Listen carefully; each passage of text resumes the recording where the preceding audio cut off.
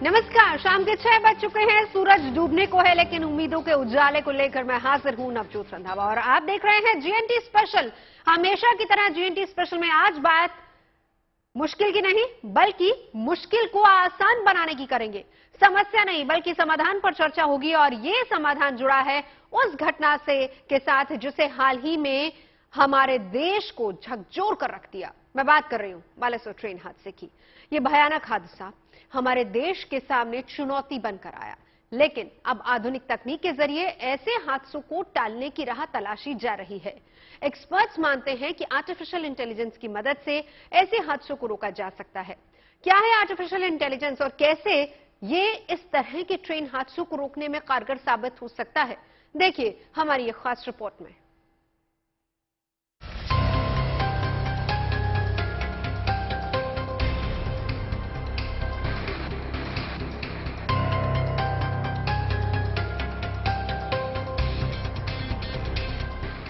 ओडिशा के बालासोर में ये ट्रेन हादसा देश के सामने एक बड़ी चुनौती बनकर उभरा। इस हादसे में तमाम परिवारों ने अपनों को खो दिया। सैकड़ों लोगों को जिंदगी भर का जख्म मिल गया। हालात की नजाकत को भांपते हुए रेस्क्यू का काम युद्ध स्तर पर चला और महज 51 घंटों में ही ट्रेनों की आवाजाही शुरू कर दी गई। देश अब इस हादसे से उभरने की कोशिश में तेजी से आगे बढ़ रहा है। घायलों का इलाज तेजी से चल रहा है और पूरे देश की संवेदना इस ट्रेन हादसे के शिकार लोगों के साथ है। हादसे के जिम्मेदार लोगों की पहचान करने के लिए मामले की जांच सीबीआई से कराने की सिफारिश की गई है। लेकिन सिर्फ जख्मों पर मरहम लगाने और जांच कराने से इस हादसे का दर्द भुलाया नहीं जा सकेगा। अब जरूरत है ऐसे सिस्टम की जिससे भविष्य में कभी ऐसा कोई ट्रेन हादसा न हो। जरूरत है ट्रेनों को ऐसा सुरक्षा कवच देने की जिससे आने वाले वक्त में ऐसे हादसों में किसी बेकसूर की जान न जाए। आधुनिक तकनीक की मदद से एक ऐसा तरीका इजाद किया जाए जिससे ट्रेन हादसों को टाला जा सके। इन तमाम सवालों का जवाब छिपा है आर्टिफिशियल इंटेलिजेंस यानी एआई में। आर्टिफिशियल इंटेलिजेंस असल में कंप्यूटर की मदद से इंटेलिजेंट मशीनें बनाने का विज्ञान है। इसमें मशीनों की प्रोग्रामिंग इस तरीके से की जाती है कि जरूरी काम ये मशीनें बिना किसी इंसान के दखल के खुद ब खुद कर लें।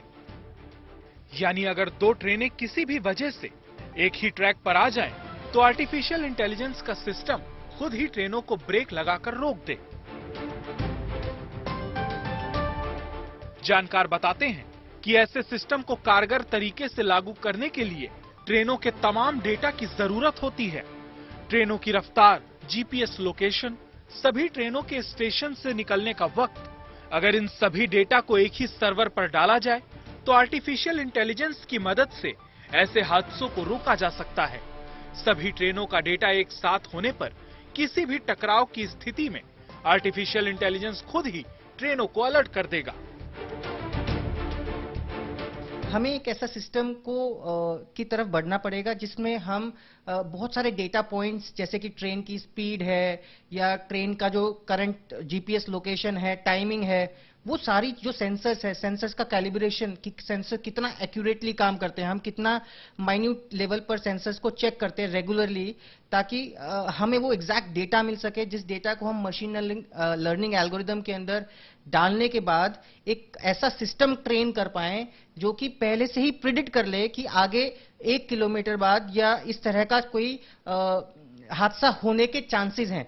तो प्रिडिक्शन जब होता है ऑटोमेटिकली मशीन के पास जब इतना डेटा होगा, इतने सालों का डेटा जब वो अपने अंदर ट्रेन करेगा तो वो आगे के प्रिडिक्शंस उतने ही अच्छे लेवल पर कर सकता है, क्योंकि मशीन लर्निंग के अंदर काफी सारे ऐसे एल्गोरिदम्स बने हुए हैं जो कि प्रिडिक्शंस को बहुत इजीली डिटेक्ट कर सकते हैं। रेलवे फिलहाल कवच सिस्टम से ऐसे डेटा कलेक्ट करती है, लेकिन एक्सपर्ट्स के मुताबिक इन सारे डेटा को एक सिस्टम के तहत इस्तेमाल करने से हादसों को टालना मुमकिन होगा। रेलवे के पास डेटा तो मौजूद है, लेकिन इन सभी डेटा को आर्टिफिशियल इंटेलिजेंस के साथ इस्तेमाल किया जाए तो भविष्य में फिर कोई ट्रेन हादसा नहीं होगा।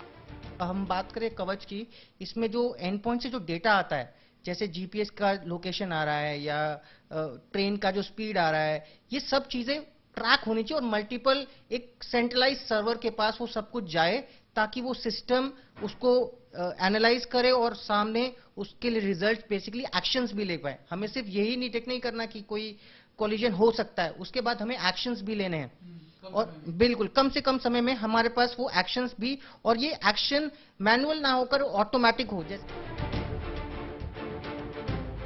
आज के दौर में आर्टिफिशियल इंटेलिजेंस रोजमर्रा की जिंदगी का हिस्सा बन चुका है।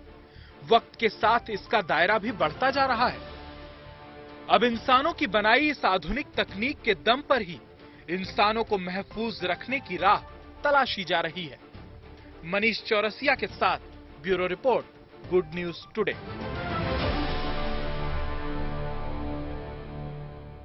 भविष्य में ऐसे हादसे ना हो इसके लिए मुकम्मल रास्ते तलाशे जा रहे हैं, लेकिन यहां इसका जिक्र बेहद जरूरी हो जाता है कि दुनिया के सबसे बड़े रेल नेटवर्क वाले इंडियन रेलवेज का यह अभेद सिस्टम आखिर फेल कैसे हो गया?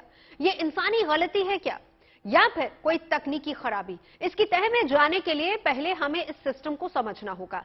बीती सदी में लाल और हरी झंडी दिखाकर ट्रेन को सिग्नल देने के दौर से पूरी तरह से कंप्यूटराइज सिग्नल सिस्टम तक का सफर रेलवे ने तय कर लिया है। ये सिस्टम वक्त के साथ साथ बेहतर होता गया और हादसों की संख्या में भी कमी आई। आइए आपको समझाते हैं कि आखिर क्या है इंडियन रेलवे का ये सिग्नलिंग सिस्टम और ये काम कैसे करता है।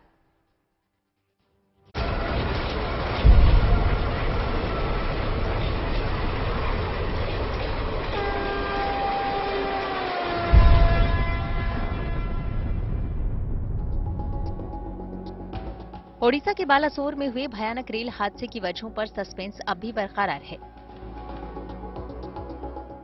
हादसे के 4 दिनों का वक्त गुजरने के बाद रेलवे ने इसकी रूट कॉज यानी बुनियादी वजह का पता लगा लेने का तो दावा किया है, लेकिन ये हादसा किसी मानवीय भूल के चलते हुआ, तकनीकी खराबी के चलते या फिर साजिश की वजह से? फिलहाल इस सवाल पर तो रेड सिग्नल बरकरार है, लेकिन इस हादसे को समझने से पहले आपको ये बताते हैं कि आखिर दुनिया के सबसे बड़े रेल नेटवर्क इंडियन रेलवेज का ये सारा सिस्टम काम कैसे करता है। सबसे पहले रेलवे ट्रैक को समझते हैं। इसे रेलवे लाइन या रेल की पटरी भी कहते हैं। आमतौर पर मेन लाइन सिर्फ 2 होती है। रेलवे की जुबान में इन दोनों पटरियों को अप और डाउन भी कहते हैं, यानी एक तरफ जाने वाली और एक तरफ आने वाली। इन दोनों के बीच में एक खाली जगह होती है। सड़कों पर ट्रैफिक को कंट्रोल करने के लिए ट्रैफिक लाइट होती है। ये लाइट अमूमन किसी चौराहे, जंक्शन, पॉइंट या कट पर होती है। लाल बत्ती मतलब ट्रैफिक का रुक जाना, ग्रीन मतलब ट्रैफिक का आगे बढ़ना और येलो मतलब गाड़ी की रफ्तार कम कर देना। ठीक ऐसा ही रेलवे ट्रैक के साथ है। ट्रेन का रूट पहले से तय होता है, लेकिन एक ही पटरी पर एक साथ एक ही दिशा में कई ट्रेनें चलती हैं। लेकिन उन तमाम ट्रेनों के बीच एक खास दूरी होती है ताकि ट्रेन एक दूसरे से टकरा न जाए। जिस तरह रोड पर ट्रैफिक लाइट होती है, ठीक वैसे ही रेलवे ट्रैक के दोनों किनारे पर सिग्नल होता है। ये सिग्नल भी रेड, ग्रीन और येलो इशारा करता है। रेड सिग्नल मतलब गाड़ी का रुक जाना, ग्रीन सिग्नल मतलब गाड़ी का पास होना और येलो मतलब गाड़ी की रफ्तार कम कर देना। ये सिग्नल ड्राइवर के कंट्रोल में नहीं होता, बल्कि स्टेशन मास्टर के कंट्रोल में होता है। स्टेशन मास्टर पटरियों पर गाड़ियों की तादाद को देखते हुए उसी हिसाब से रेड, ग्रीन या येलो सिग्नल लेता है। अमूमन रेलवे पर हर 1 किलोमीटर की दूरी पर एक सिग्नल होता है। किसी भी गाड़ी को जाने के लिए सिग्नल आवश्यक है और ड्राइवर जो है उसके पास गाड़ी चलाने के लिए सिग्नल ही एक इंडिकेशन है कि उसको फुल स्पीड पे जाना है या अपनी स्पीड कंट्रोल करनी है या रुक जाना है। अगर सिग्नल ग्रीन है इसका मतलब है वो फुल स्पीड पे जा सकता है, येलो है तो उसका मतलब है उसको अपनी स्पीड घटानी है, क्योंकि अगला signal most likely stop signal है तो उसको रुकना है, अगले सिग्नल पे रुकना है। तो उसको पहले से वार्निंग मिलती है कि आप येलो, जैसे ट्रैफिक लाइट है, येलो का मतलब है कि आप गो कॉशियसली। यहाँ पे एक होम सिग्नल होता है, ठीक है, जो कि किसी भी स्टेशन को एंटर करने से पहले उसमें एक होम सिग्नल होता है और के बारे में बताने के लिए, हाई स्पीड ट्रेन्स है तो इसके लिए पहले एक होता है जिसको हम लोग डिस्टेंट सिग्नल कहते हैं। ये एक वार्निंग सिग्नल होता है जो कि बताता है कि आपको आगे जाने के लिए रास्ता क्लियर है, आप अपनी स्पीड फुल स्पीड पे चले जाइए या आप अपनी स्पीड घटाइए। यहाँ से ही उस ड्राइवर को वार्निंग मिल जाती है कि आप जो है अगले सिग्नल का क्या एस्पेक्ट है, वो ग्रीन है कि येलो है कि रेड है। अगर यहाँ पे क्लियरली ग्रीन नहीं है तो यहाँ पे उसको येलो मिलेगा, जिसका मतलब है please proceed cautiously, the next signal is not allowing you to go at full speed. Railway पर मेन लाइन के अलावा लूप लाइन भी होती है। अमूमन ये लूप लाइन हर स्टेशन के करीब होती है। यूं समझ लीजिए जैसे मेन रूट के किनारे कई जगहों पर सर्विस लेन होती है, ठीक वैसे ही लूप लाइन होती है। लूप लाइन का इस्तेमाल गाड़ियों की दिशा बदलने, किसी गाड़ी को रोककर दूसरी गाड़ी को आगे जाने देने या फिर अमूमन मालगाड़ी को रोकने के लिए किया जाता है। अब ये जानते हैं कि किसी पैसेंजर या गुड्स ट्रेन को मेन लाइन से लूप लाइन या लूप लाइन से मेन लाइन पर भेजने या फिर किसी गाड़ी को रेड, ग्रीन या येलो सिग्नल देने का काम करता कौन है। जब से नई टेक्नोलॉजी आई है तब से रेलवे ने भी काफी तरक्की की है। अब लाइन बदलने से लेकर सिग्नल तक का काम पूरी तरह से कंप्यूटराइज्ड हो चुका है। देश भर में फैले लगभग 1,20,000 किलोमीटर की रेलवे पर बिजली का एक वायर लगा होता है। इस वायर में करंट तो होता है लेकिन बेहद कम वोल्टेज का। इसी वायर के जरिए देश के लगभग हर स्टेशन पर स्टेशन मास्टर को ये पता चलता है कि उस वक्त एक खास दूरी पर पटरी पर कुल कितनी ट्रेनें हैं, उन ट्रेनों के बीच कितना गैप है।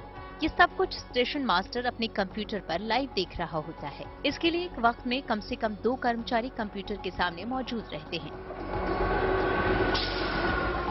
पटरियों के नीचे लगे इसी वायर के जरिए ट्रेन को जिस तरह कंट्रोल किया जाता है उसे इलेक्ट्रॉनिक इंटरलॉकिंग सिस्टम या फिर इलेक्ट्रॉनिक इंटरलॉकिंग लॉजिक कहते हैं। ये वो सिस्टम है जो फेल होने के बावजूद काम करता है। मसलन अगर एक ही पटरी पर गलती से 2 ट्रेनें आमने सामने से आ रही हों या एक ही पटरी पर आगे पीछे 2 ट्रेनें बेहद नजदीक से दौड़ रही हों, तो ये सिस्टम उसे पकड़ लेता है और फौरन सिग्नल से लेकर बाकी स्टाफ को वक्त रहते आगाह कर देता है। अगर मान लें कि सिस्टम की चेतावनी के बावजूद कर्मचारी उस पर ध्यान नहीं देते तो भी हादसा नहीं हो सकता, क्योंकि ऐसी किसी भी गलती को पकड़ने के साथ साथ इलेक्ट्रॉनिक इंटरलॉकिंग सिस्टम फौरन सिग्नल रेड करता है। इतना ही नहीं, वो गाड़ी की रफ्तार भी रोक देता है। इलेक्ट्रॉनिक इंटरलॉकिंग एक सिस्टम है जो कि कंप्लीटली केबल्स और रिलेज और कंप्यूटराइज्ड लॉजिक के बेसिस पे होता है, जो कि ये सारे सिग्नल्स और ये सारे पॉइंट्स जो कि मोटर ऑपरेटेड होते हैं, यहाँ पे पॉइंट मशीन्स लगी होती है जो कि मोटराइज्ड होती है, ये सारे की सारी चीज़ों को कंट्रोल करता है विद अ सर्टेन लॉजिक।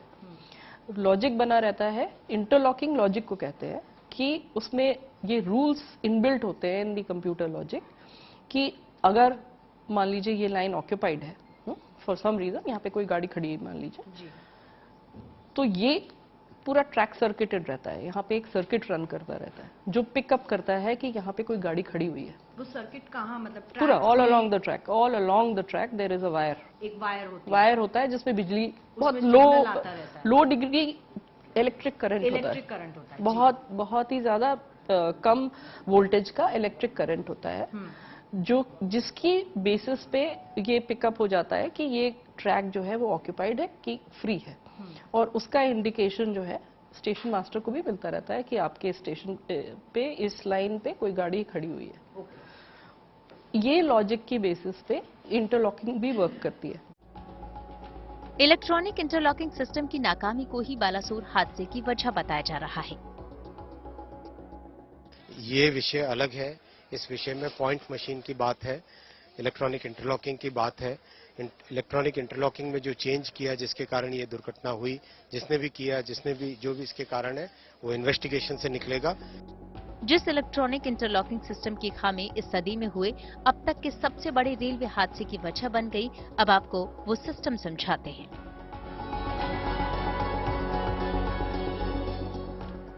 आमतौर पर रेलवे स्टेशन में कई लाइनें होती हैं। इनमें कुछ मेन लाइन जबकि कुछ लूप लाइन यानी सहयोगी लाइन होती है। मेन लाइनों से गाड़ियां सीधे आगे बढ़ती हैं, जबकि लूप लाइन गाड़ियों को यार्ड में ले जाती हैं या फिर गाड़ियां इन लाइनों पर हॉल्ट करती हैं यानी रुकती हैं। इन सभी लाइनों को आपस में जोड़ने के लिए कुछ पॉइंट्स होते हैं जिन्हें ऑपरेट करने के लिए मोटर लगी होती है, जबकि इंटरलॉकिंग सिस्टम के सिग्नल के जरिए ट्रेन के ड्राइवरों को ये सिग्नल दिया जाता है कि वो अपनी गाड़ी मेन लाइन से आगे ले जाएं या फिर लूप लाइन से यार्ड में प्रवेश करें या लूप लाइन में रुककर आगे जाने के लिए अपनी बारी का इंतजार करें।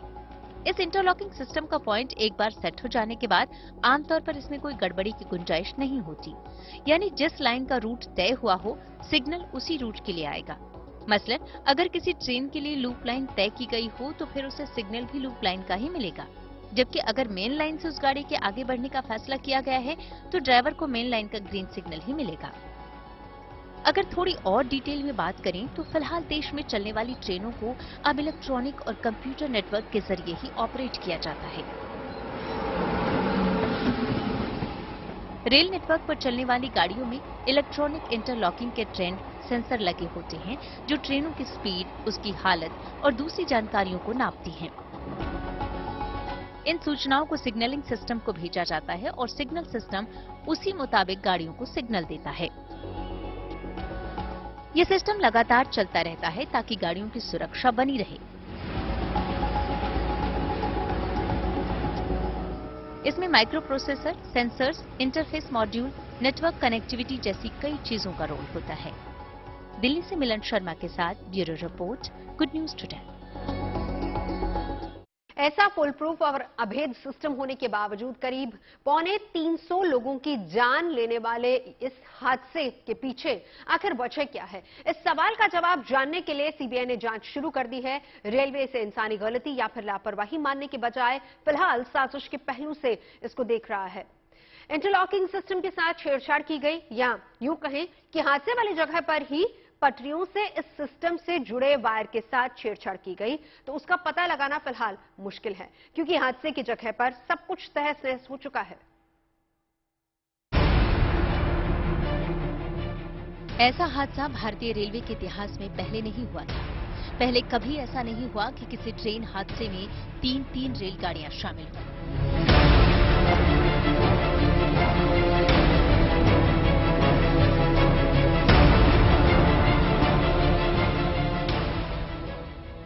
शुक्रवार शाम करीब 7 बजे ओडिशा के बालासोर में हुए हादसे की ये तस्वीर बयां कर रही है कि हादसा कितना दर्दनाक और भयंकर था। रेलगाड़ी की बोगियां जिस तरह पटरी पर इधर उधर उल्टी और बिखरी पड़ी हैं, उसे देखकर हर किसी के मन में यही सवाल है कि आखिर ऐसा कैसे हो गया।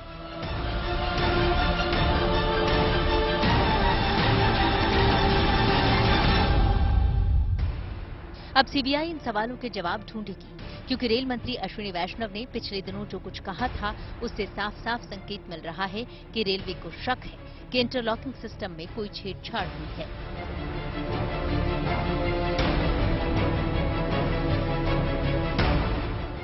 जिस सिचुएशन में ये दुर्घटना हुई है और जो परिस्थितियां हैं उन सबको ध्यान में रखते हुए जो कुछ अब तक का एडमिनिस्ट्रेटिव इंफॉर्मेशन मिली है उस सबको ध्यान में रखते हुए आगे की इंक्वायरी के लिए, आगे के इन्वेस्टिगेशन के लिए इस केस को, इस पूरे मामले को सीबीआई के पास देने का रेलवे बोर्ड की तरफ से रिकमेंडेशन किया जा रहा है। दरअसल हादसे का तरीका इलेक्ट्रॉनिक इंटरलॉकिंग सिस्टम के फेल्यूर की ओर इशारा कर रहा है। हादसे के वक्त दक्षिण की ओर जा रही कोरोमंडल एक्सप्रेस अचानक मेन लाइन से लूप लाइन में चली गई और वहां आयरन ओर यानी लौह अयस्क से लदी मालगाड़ी से जा टकराई। चूंकि लौह अयस्क से लदी मालगाड़ी का वजन अपने आप में काफी ज्यादा होता है और उसकी ग्रेविटी बिल्कुल सेंटर में होती है, मालगाड़ी ने कोरोमंडल एक्सप्रेस का टकराने का कोई भी इम्पैक्ट अपने ऊपर नहीं लिया, जिससे टक्कर का उल्टा असर कोरोमंडल एक्सप्रेस पर ही हुआ और इस ट्रेन को सबसे ज्यादा नुकसान पहुंचा। हादसे के बाद की अब तक की तफ्तीश के मुताबिक कोरोमंडल ट्रेन के ड्राइवर की कोई गलती नहीं थी। वास्तव में बाहानागा बाजार में न तो कोरोमंडल एक्सप्रेस का कोई स्टॉपेज है और न ही उसे यहाँ कोई रेड सिग्नल मिला था, बल्कि उसे मेन लाइन के ग्रीन सिग्नल दिया गया। जिसके चलते ये ट्रेन अपनी फुल स्पीड यानी 128 किलोमीटर प्रति घंटे की रफ्तार से ही आगे बढ़ रही थी। ऐसे में जब ट्रेन को अचानक मेन लाइन से मोड़कर लूप लाइन में डाल दिया गया तो ट्रेन के ड्राइवर के लिए भी अचानक ट्रेन की रफ्तार को कंट्रोल कर पाना मुमकिन नहीं हुआ और ट्रेन पूरी ताकत से मालगाड़ी से जा टकराई। वहीं दूसरी तरफ मालगाड़ी की भी कोई गलती नहीं थी, वो पहले से ही लूप लाइन पर खड़ी थी ताकि कोरोमंडल को रास्ता दे सके, जबकि यशवंतपुर हावड़ा एक्सप्रेस के ड्राइवर की तो कोई गलती ही नहीं थी। तो फिर गलती किसकी थी? इंटरलॉकिंग में अगर प्रॉब्लम थी, ये सिग्नल जो है एक बार अगर ये ग्रीन हो गया तो फिर ये वाला पॉइंट जो है ये लूप लाइन के लिए सेट नहीं हो सकता। It has to remain for the main line. ये गाड़ी को मेन लाइन पे ही जाना चाहिए, सीधा होना चाहिए, सीधा होना चाहिए, ये पॉइंट सीधा होना चाहिए। और जांच के विषय के हिसाब से ये अभी इस तरफ दिख रहा है नहीं, कि ट्रेन इस तरफ नहीं, मूव हुई। ये नहीं कह सकते ये हम, भी नहीं कह ये नहीं कह सकते हैं क्योंकि यहाँ का जितना भी एरिया है पूरा डिस्ट्रॉय हो गया है। कमिश्नर ऑफ रेलवे सेफ्टी यानी सीआरएस की शुरुआती रिपोर्ट में भी यही इशारा करती है कि 2 जून की शाम ठीक 7 बजे किसी ने आखिरी वक्त पर रेलवे के इलेक्ट्रॉनिक इंटरलॉकिंग सिग्नल सिस्टम को चेंज कर दिया, जिससे ये भयानक हादसा हुआ। लेकिन सिग्नल सिस्टम में अचानक हुए इस बदलाव की वजह क्या रही, ये अभी भी एक रहस्य है। यही वजह है कि खुद रेलवे ने भी इस मामले की जांच का जिम्मा देश की प्रीमियर जांच एजेंसी सीबीआई को सौंपने की सिफारिश की थी। सीबीआई की रिपोर्ट आने में तो अभी वक्त है, लेकिन रेलवे की जांच टीम ने इस मामले में 2 थ्योरीज पर जांच को आगे बढ़ाया है।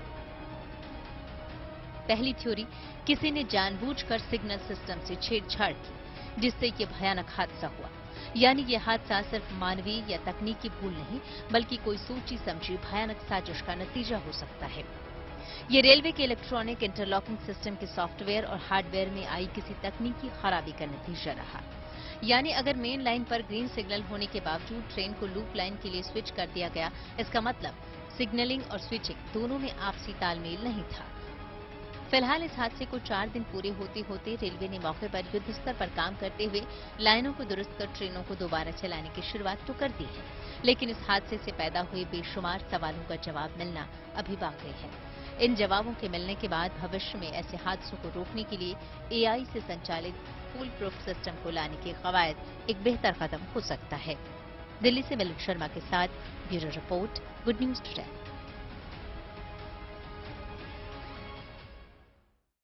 जीएनडी स्पेशल में अभी के लिए बस इतना ही। अच्छी और सच्ची खबरों के लिए आप देखते रहिए गुड न्यूज टुडे।